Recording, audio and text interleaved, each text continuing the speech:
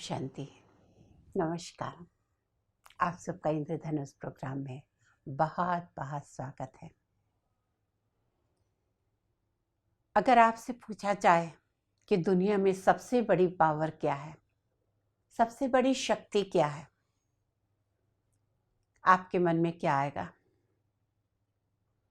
आप सोचिए, लेकिन मैं आपको बताऊंगी कि आज के ज़माने में सबसे बड़ी शक्ति है संकल्प शक्ति। हमारे संकल्प ही हमारे जीवन को बना रहे हैं। अगर आपके जीवन में दुख है, तकलीफ है, परेशानी है, बीमारी है, कहीं ना कहीं संबंधों में कड़वाहट आ गई है, अगर आप अपने दुश्मन को दोस्त बनाना चाहते हैं, किसी ने आपके पैसे ठग लिए हैं, आप चाहते हैं वो वापस आ जाए, आपको इस संकल्प शक्ति की कहानी से बहुत प्रेरणा मिलेगी। बात है 1947 की सत्य घटना। हिंदुस्तान पाकिस्तान का बंटवारा हो रहा था। जिन्हें यहाँ आना था वो यहाँ आ रहे थे, जिन्हें वहाँ जाना था वहाँ जा रहे थे। खून की नदियाँ बह रही थी। ट्रेन में पूरी बॉडी नहीं, बॉडी के पार्ट्स कट कट के भर के आ रहे थे। ऐसी विभत्स सीन कि रूह भी कांप उठे। दो पति पत्नी किसी तरह छुपते छुपाते भारत पहुंच गए। जहां जान के लाले पड़े हो, वहां कोई चीज, कुछ वस्तु, पैसे तो साथ में नहीं ला सकते थे। सारा दिन भटकते रहे, कमरा कहीं कोई छोटा सा किराए पे मिल जाए।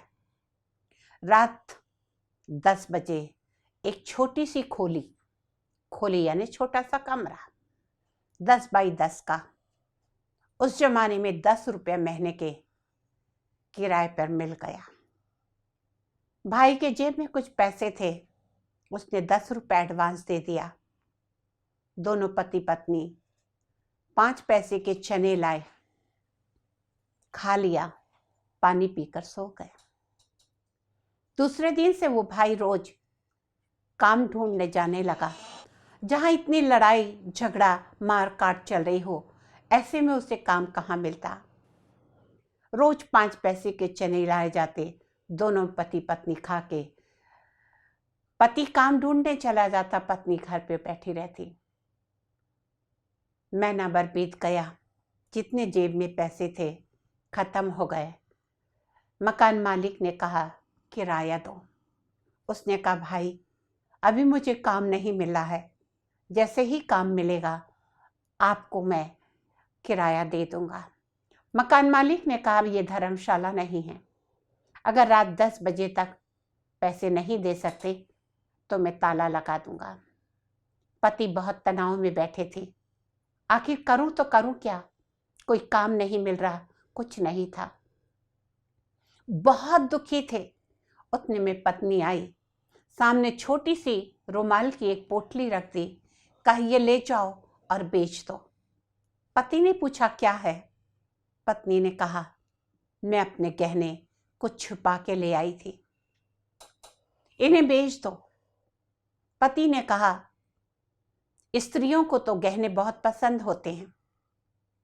पत्नी ने कहा स्त्री का सबसे बड़ा गहना उसका पति होता है।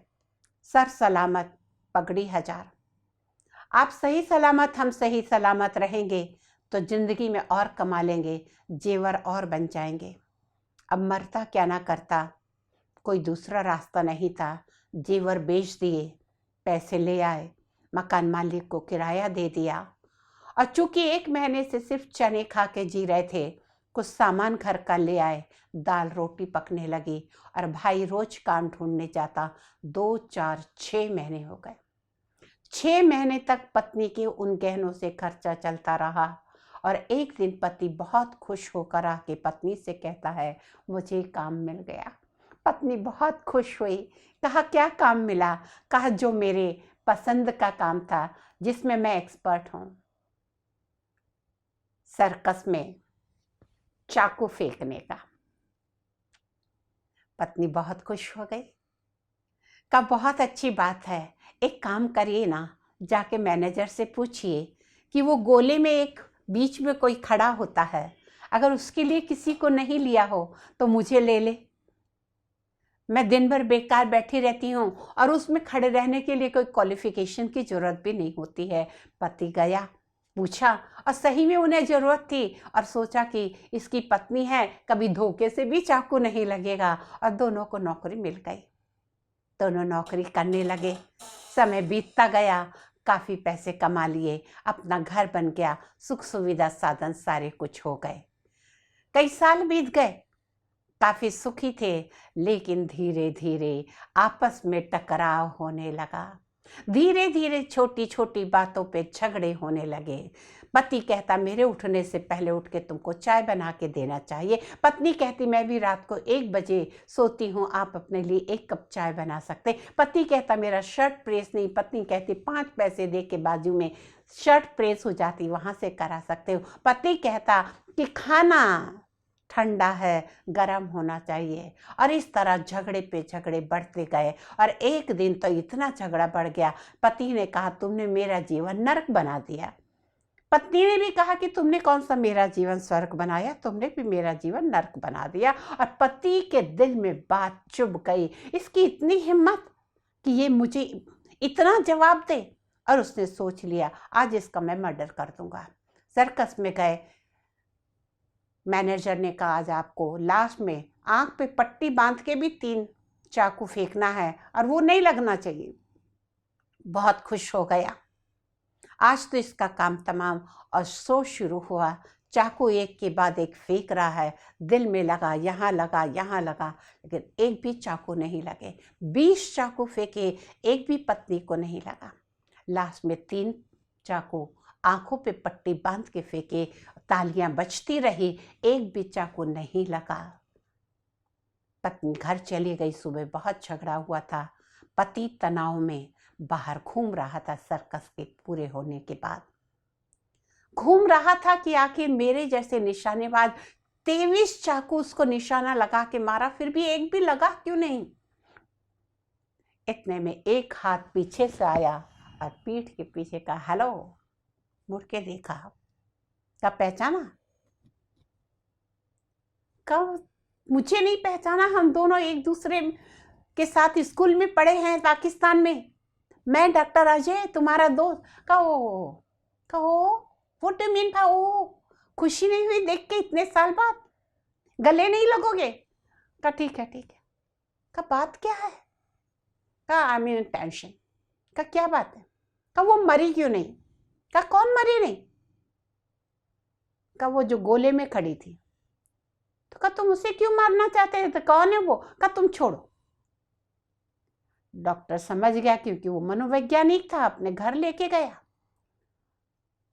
कहा वो कौन है? कहा मेरी पत्नी। तो कहा उसे क्यों मारना चाहते थे? कहा उसने मेरा जीवन नरक बना दिया। कहा कितने साल से ये काम कर रहे हो? 20 साल से। 20 साल से अपने मन को क्या संकल्प देते थे? ये चाकू जो फेंक रहा हूं उसको नहीं लगना चाहिए, उसको नहीं लगना चाहिए। तुम्हारे सबकॉन्शियस माइंड ने ऑर्डर ले लिया था कि चाकू नहीं लगना चाहिए। अब एक दिन में तुमने अपना मन का इरादा बदल दिया कि चाकू लगना चाहिए। 20 साल तक जब मन में बोलोगे लग जा लग जा लग जा, तो लगेगा शायद ना भी लगे। जितना कांटा अंदर जाता उतनी सुई डालो, तब कांटा पूरा निकलता है, सब दर्द खत्म होता है। एक दिन में तुमने कैसे सोच लिया कि तुम्हारा सबकॉन्शियस माइंड तुम्हारा ऑर्डर मान लेगा? का कुछ भी हो, मुझे तो उसको अपने जीवन से निकालना है। वो तो साइकोलॉजिस्ट था। का मैं तुम्हें रास्ता बता सकता हूँ, तुम्हारी पत्नी की कोई एक खूबी सुनाओ। का छोड़ो, कोई खूबी नहीं है।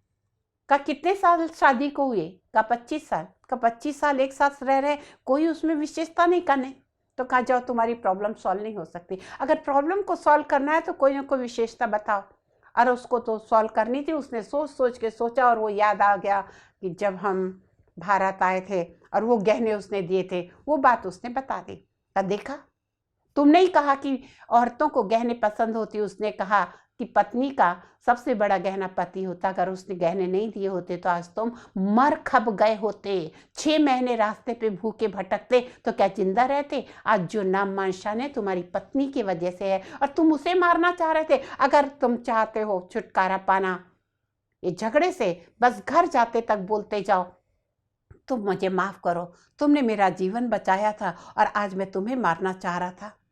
एक दोस्त अच्छा नहीं मिलता, इतनी अच्छी पत्नी, और आज मैं मारना चाह रहा था। और वो जाते जाते बोलते जा रहा। जैसे ही उसने पहली बार मन में पत्नी से माफी मांगी, पत्नी ने देखा घड़ी में इतने लेट हो गया, पति तो रोज आ जाता था, अभी तक नहीं आया। भगवान के सामने जाके हाथ जोड़ के प्रार्थना करने लगी, हे भगवान मेरे पति को सही सलामत लौटा दो, कल 101 रुपये का प्रसाद चढ़ाऊंगी। पत्नी ने प्रार्थना की, पति ने वहां पे दोबारा कहा, आज के बाद मैं तुमसे झगड़ा नहीं करूंगा, मैं चाय बना के पी लूंगा। पत्नी फिर भगवान के पास गई, हे ईश्वर कल से मैं नौकरी छोड़ दूंगी, मेरे पति को सही सलामत भेज दो। यहाँ पे ये मन में संकल्प कर रहा, वहां पत्नी भगवान से माफी मांग रही। घर पहुंचा, पत्नी ने खाना दिया, पति ने खाना खाया, कहा जाओ तुम भी खा लो। पति ने खाना खाया, कहा जाओ तुम भी खा लो। पत्नी ने पहले ही कौर उठाया और थूक दिया और जाके उसके पैर पकड़ के रोने लगी। कहा क्या हुआ?